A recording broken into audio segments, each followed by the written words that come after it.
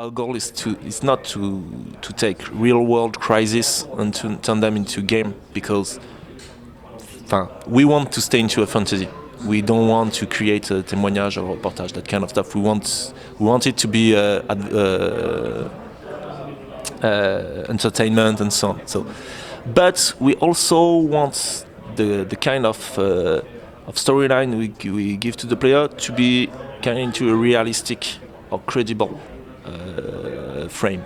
And actually, the base of the scenario in Future Soldier is that there is an energy crisis, which is kind of gonna happen one day soon. And into that energy crisis, there is factions in Russia, and those factions are fighting in the shadow. And at one point, there is a coup in Russia, and there is almost a civil war. That's the main frame behind the whole storyline.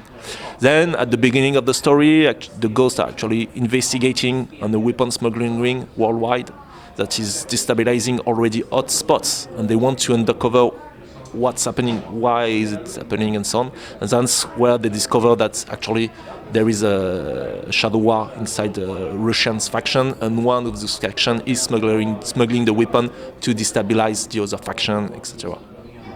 Actually, there is an important aspect into the game and into the co-op.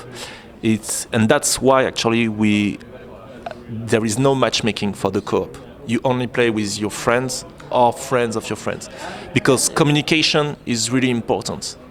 And if you don't speak a lot, really a huge decision of yeah, abandoning matchmaking. Yeah, for the co-op, yes, definitely. But because as communication is that important into the game, we want the player to have the right experience. And the right experience, you will only have it if you play with people that you know, and if you play with people that you are not afraid to talk with. And that's really at the core of the experience. So that's one aspect.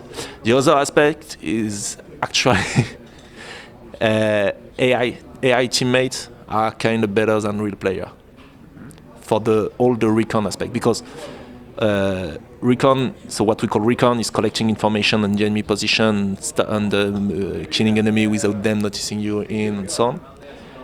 In order to do that, for a real player, that requires a lot of communication and synchronization between the player. Just like shooting 4 targets at the same time with the player, even if you have an interface that tell you, okay, all of your friends got line of sight, sometimes people will miss their shots, sometimes people won't press the trigger, sometimes shit happen when you're playing with your player. Versus when you're playing with AI, you've marked 4 targets, when you shoot at your target, your AI teammate are gonna shoot their target and they won't miss it, because we don't want the player to lose because his AIs have done wrong thing.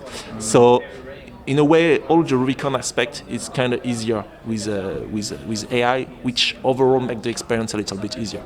And there is another thing, is that we have an adaptive difficulty that automatically adapt the game to the number of real players that is playing it. So actually, when you're playing at 4-player co-op, enemy AIs are much more aggressive and lethal than when you're playing the same game in solo. No, we don't have an adaptive difficulty in terms of players' actions. It's not like, you're missing a lot, so we are going to make the game easier without you noticing it, because we felt that would have kind of streamlined the difficulty of the game. And we want Ghost Recon to be challenging. We want it to be, it needs to be realistic and believable. Yeah, you kill enemy with 2 bullets, but enemy can also kill you with 2 bullets, and the enemies are trained soldiers, so they know how to shoot. We don't want a guy shooting at you during 10 seconds and missing you, and you're like, does that guy know how to use his assault rifle? So we wanted to keep that believability aspect, and that means that yes, the game is challenging. But then if you're playing with 4 players, it's even more challenging. No, actually, so there is 2 things.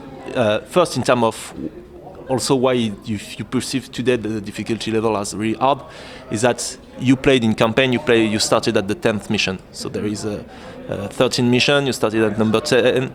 It's already a really tough mission, and you miss a lot of basic notion. Actually, we take really a long time during the campaign to teach to the player all the basic notion and make him rehearse and test on him and so on. So if you have played from mission 1 to mission 10, you will feel that mission 10 is much easier, of course, than when you drop and play only mission 10. So that's a point. Another point is that enemy AI during the fight is systemic. It's not scripted.